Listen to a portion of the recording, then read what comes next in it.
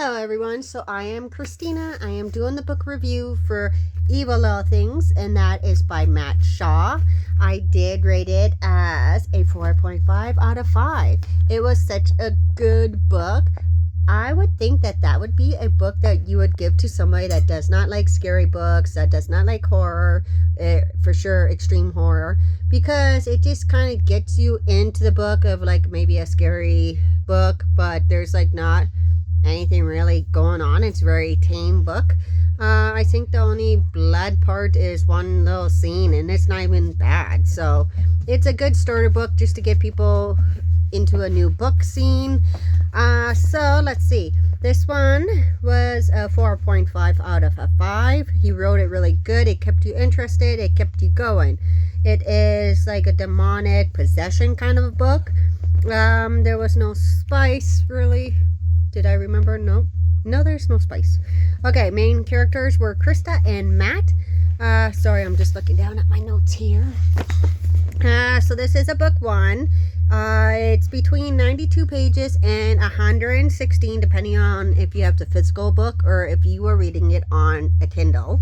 What is going on with my hair? Okay, so let's get on to it. Krista and Matt are husband and wife, and they are moving into a new home. They have 2 daughters. They move into this new home. Something feels off for her. She hears like sounds, bangings, clicks, bangs. She's seeing light bulbs explode, and she's just feeling really off. She's telling her husband. He doesn't believe her. He just says it's all in your head. You maybe need to get some help. One day she just blows up at him, and well, first blows up at the kids because she thinks that they're evil, and she saw like their faces and that like were demonic. So anyways, so she goes and spends the night at a friend's house, and the friend is of course Matt's friends as well. So she goes and spends the night there. She starts making like a scene down there when she falls asleep. So she was having an experience as well. She comes back to the house in the morning, and the best friend actually goes and tells her husband, like, yeah, she had a episode at my house as well.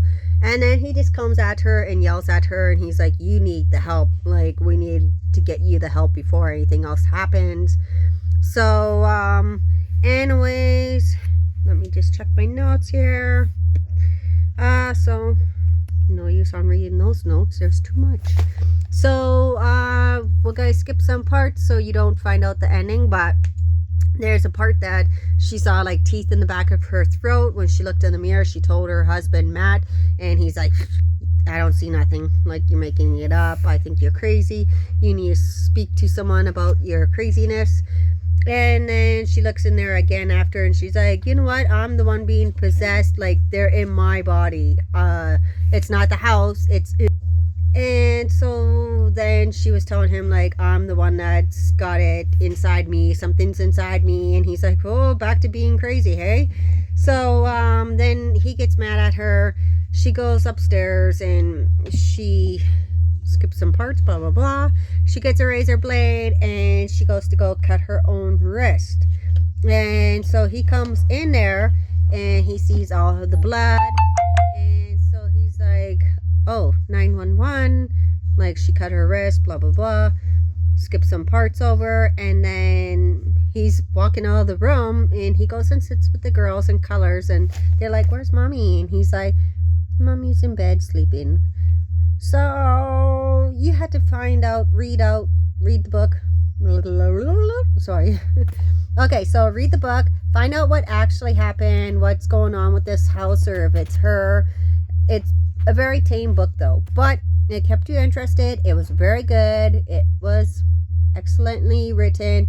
It's very short, so you could read it in like your coffee breaks or read it in one sitting, whatever you want. And yes, thumbs up. Give it a chance.